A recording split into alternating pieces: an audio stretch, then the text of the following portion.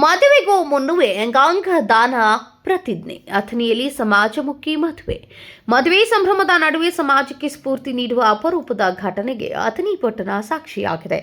ಬೆಳಗಾವಿ ಜಿಲ್ಲೆಯ ಅಥಣಿ ತಾಲೂಕಿನ ಕೊಕಟನೂರು ಗ್ರಾಮದ ವಾಗೀಶ್ ಕಾಡ್ದೇವರ ಮಠ್ ಮತ್ತು ಕೋಮಲ್ ಹಿರೇಮಠ್ ತಮ್ಮ ವಿವಾಹ ಸಂದರ್ಭದಲ್ಲಿ ಸಾರ್ವಜನಿಕವಾಗಿ ಅಂಗಾಂಗ ದಾನ ಮಾಡುವುದಾಗಿ ಪ್ರತಿಜ್ಞೆ ಮಾಡಿ ಗಮನ ಸೆಳೆದರು. ಸಾಂಪ್ರದಾಯಿಕ ವಿಧಿವಿಧಾನಗಳ ಮಧ್ಯೆ ದೇಹ ತ್ಯಾಗದ ನಂತರ ಕೊಳೆತು ಹೋಗುವ ಅಂಗಾಂಗಗಳು ಮತ್ತೊಬ್ಬರ ಜೀವ ಉಳಿಸಲಿ ಎಂಬ ಮಾನವೀಯ ಸಂದೇಶವನ್ನು ನವ ದಂಪತಿ ಸಾರಿದರು. ಜೊತೆಗೆ ದೇಶಿ ಉತ್ಪನ್ನಗಳಿಗೆ ಆದ್ಯತೆ ನೀಡಬೇಕು ಎಂಬ ಸಮಾಜಮುಖಿ ಚಿಂತನೆಯನ್ನು ವ್ಯಕ್ತಪಡಿಸಿದರು.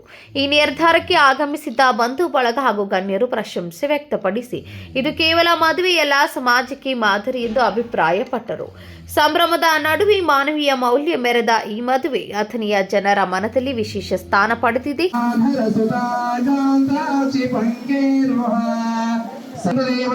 ವಿದ್ಯಾಬಲಂ ದೇವ ಬಲಂ ತದೇವ ಗೌರೀ ಪದೇವೇಗಂ ಸಲಗ್ನಂ ಸಾವಧಾನಂ ಸಮನೋತನಂ ಜಯ ಮಂಗಲಂ ಜಯ ನಮಃ ಪಾರ್ವತೀಶ್ವರ ಮಹಾದೇವ ಶ್ರೀಮದ್ ಜಗದ್ಗುರುಪಂಚಾಚಾರ್ಯ ಮಹಾರಾಜ ಕೇ ಜಯ ಶ್ರೀಮದ್ ಜಗಜ್ಯೋತಿ ಬಸವೇಶ್ವರ ಮಹಾರಾಜ ಕೇ ಜಯ ಶ್ರೀ ಸಿದ್ದೇಶ್ವರ ಮಹಾರಾಜ ಕೇ ಜಯ ಗುರುಕಾಲ ಸಿದ್ದೇಶ್ವರ ಮಹಾರಾಜ ಕೇ ಜಯ ಭದ್ರಕಾಳ ಸಮೇತ ವೀರಭದ್ರೇಶ್ವರ ಮಹಾರಾಜ ಕೇ ಜಯ ಶಿವಸಾಂಬ ಜಯ ನಮಃ ಪಾರ್ವತೀಪತೇಶ್ವರ ಮಹಾದೇವ.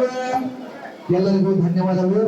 ಎಲ್ಲರೂ ಬಂಧು ಉಳಿಸಲು ನೆರವಾಗುವ ಲಕ್ಷಾನುಲಕ್ಷ ಜೀವಂತ ಅಣುಜೀವಿಗಳನ್ನು ಹೊಂದಿರುತ್ತದೆ.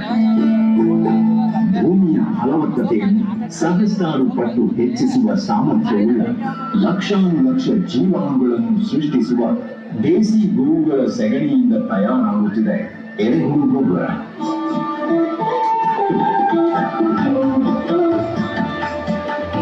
ಎರೆಹುಳು ಗೊಬ್ಬರ ಲಾಭಗಳು.